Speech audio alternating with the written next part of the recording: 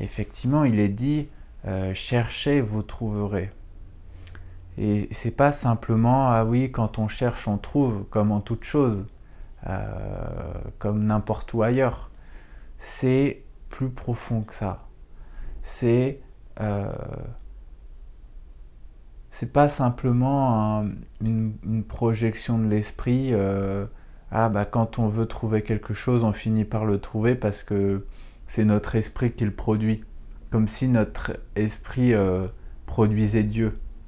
Et c'est possible de penser ça, il y a des gens qui peuvent le penser, mais je pense que quand on fait l'expérience de Dieu, on voit que c'est d'une nature différente de tout ce qu'on peut vivre sur le plan plus mondain, quand effectivement c'est un peu notre esprit qui produit ce qu'on veut ou ce qu'on souhaite.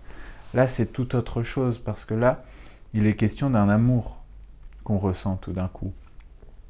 Et c'est pas un amour réconfortant comme on reçoit quand on va prendre son doudou tout d'un coup contre nous. C'est une autre nature d'amour. C'est un amour qui est pas réconfortant en ce sens. C'est un amour qui est sanctifiant. C'est pas émotionnel en ce sens. C'est vraiment de l'ordre de l'être. Et, et c'est pas un amour pour soi. C'est un amour qui nous traverse et qu'on a envie de partager aux autres. Quand on est avec son doudou, on est là avec lui et voilà, on est entre nous comme ça. Là, c'est un amour qui a envie de s'étendre tout d'un coup, mais qui n'a pas envie de s'étendre strictement en nous-mêmes, mais qui a envie de s'étendre au-delà de nous, qui a envie d'être partagé. Et c'est là qu'on fait l'expérience des frères et des sœurs, que chacun est un frère pour nous-mêmes. Et je sais qu'il y avait d'autres passages qui sont très proches de ce passage-là, que je voulais vous partager.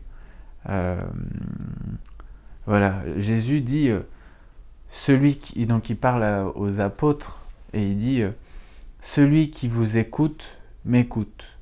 Celui qui vous rejette, me rejette. Et celui qui me rejette, rejette celui qui m'a envoyé. Et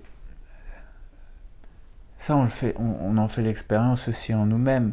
Dès lors qu'on se remet à écouter la parole, dès lors qu'on se remet à écouter Dieu, eh bien, c'est bien lui qu'on écoute, et c'est plus nous-mêmes. Et dès lors qu'on le refuse, eh bien, c'est Dieu qu'on refuse, forcément.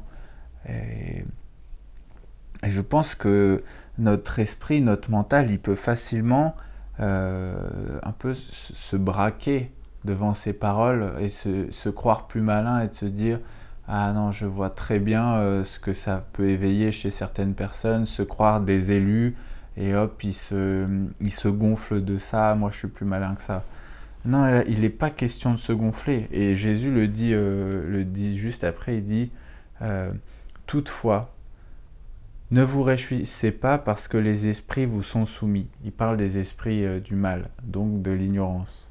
« Mais réjouissez-vous parce que vos noms se trouvent inscrits dans les cieux. »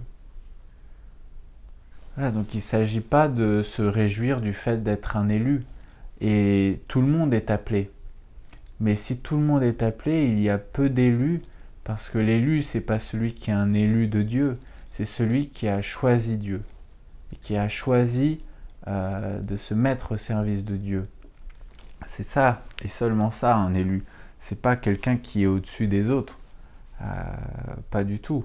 C'est au contraire quelqu'un qui tout d'un coup, dans l'humilité, mais qui n'est pas une humilité d'une sorte d'automutilation de soi, qui est plutôt, on se défait d'un certain orgueil, parce qu'on prend conscience que il est vain en fait de croire qu'on n'existe que par nous-mêmes, et on peut vivre une vie comme ça, mais là il s'agit de vivre par ce qu'on sent de plus grand en nous, c'est-à-dire qu'on sent bien qu'il y a un effet plus grand que nous en nous-mêmes, et donc se mettre au service de ça, c'est se mettre au service de la vie, c'est se mettre au service de Dieu.